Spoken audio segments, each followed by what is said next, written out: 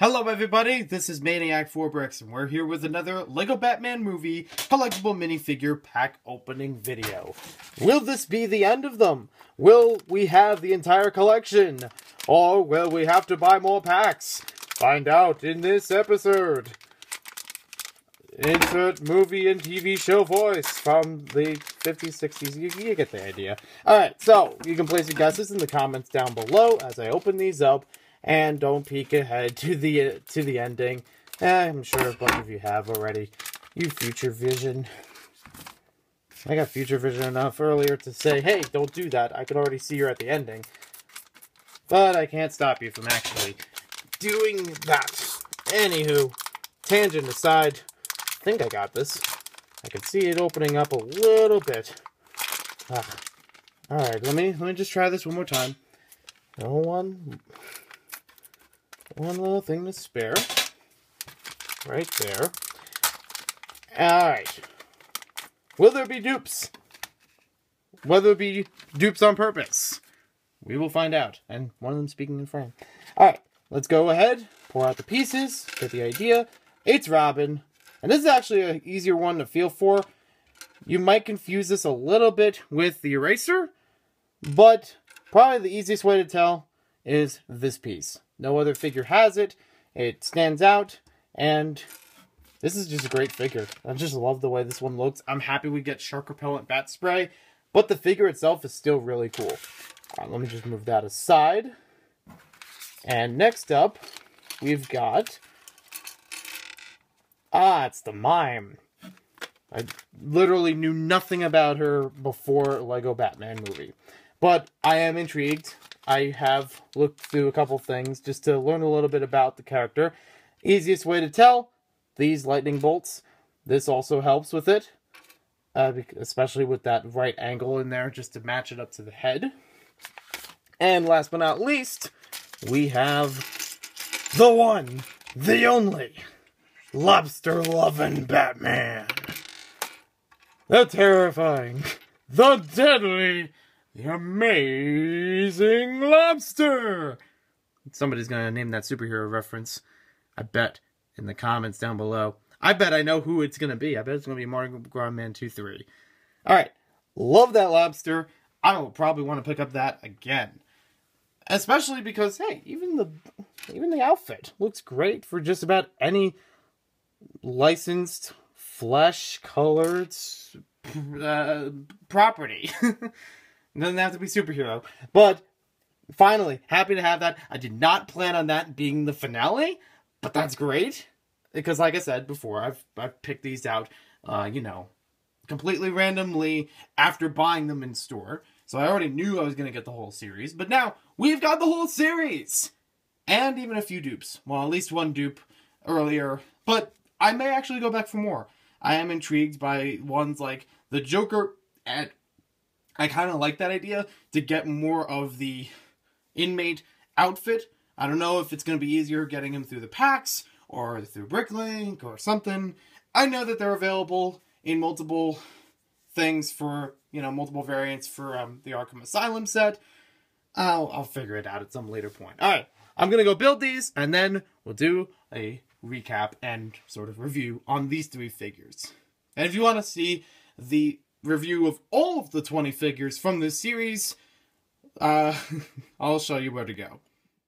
Oh, there we go. So, first up, we have the Mime. And it's an interesting looking character. I do like the magenta, violet-ish, somewhere in between purple and pink color scheme for her. I think that works very nicely to separate herself from other villains. You also have the navy blue mohawk that's on top, which is just a good piece in general.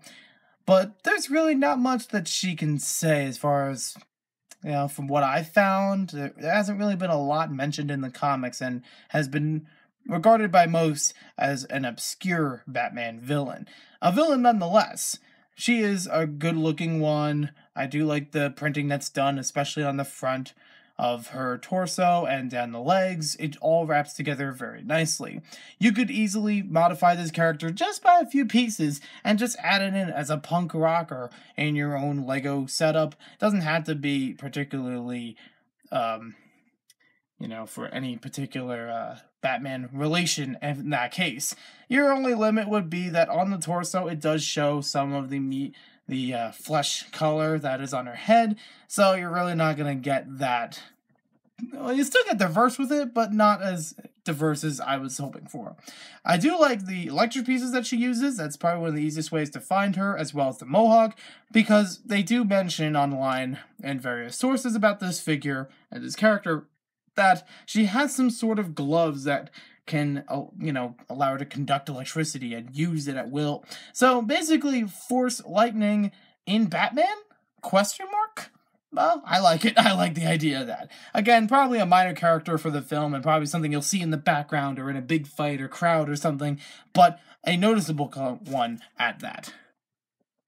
Bring me the shark repellent bat spray! Hold on, Robin, hold on. Before we use that, hold on. Turn around. Just need to get this shark costume guy out of the way so he doesn't get sprayed and hurt by this really nice accessory. So, Robin, I'm actually happy that he exists in the collectible minifigure series compared to a full-size Lego set, because it's easier to get the figure, it's easier to get the shark repellent bat spray. Obviously, the highlight of this figure is that accessory. A great print on both sides. I've heard of some that actually only have one side printed, which is remarkable. I like how the Lego shark is actually portrayed on there, and it does say shark repellent on the back. And other than that, the figure itself is still really good. I really like the pants that are used for him and the torso, which can be changed around for other minifigures if you wanted to. Again, a little bit limited for the torso because it does show a little bit of flesh there, but that's quite alright. And you still have plenty of other figures you can use that with. And even other expressions for Robin that you could mix around underneath his head and eyewear, because that is, of course, done as one whole thing.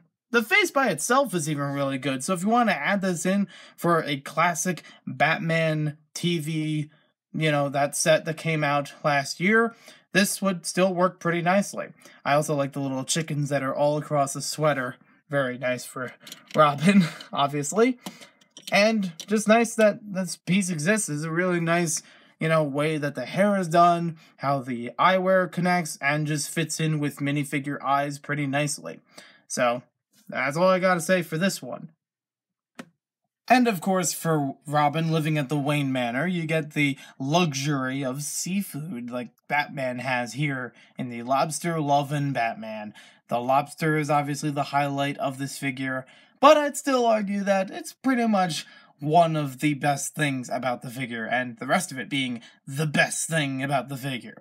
I really do like the bathrobe that comes out for Batman here. It doesn't even have bats on it, like we've seen previously with the vacation version of Batman. So you could really use that much more for different colored characters. I mean, for not color. Allow me to rephrase that and say figures that have flesh to them. So, we'll just take that off for the moment, get a better look at the torso there. I even like the little bit on the bottom of the right leg for the printing. I love how it wraps all the way around. It reminds me of Good Morning Bilbo Baggins, a polybag from quite some time ago, and was a GameStop exclusive, and that how, you know, everything wraps around for the pattern on the torso. Now, I also like the face for this one because we get I thought it was on the cowl too. I thought there was some expression on there. But as far as the face, it still works out pretty nicely. And like with a lot of Batman figures, you could change around the faces to make fun things. And I'm sure that somebody already has had a breakdancing version of Batman like this version. So that's a lot of fun, just the way he looks.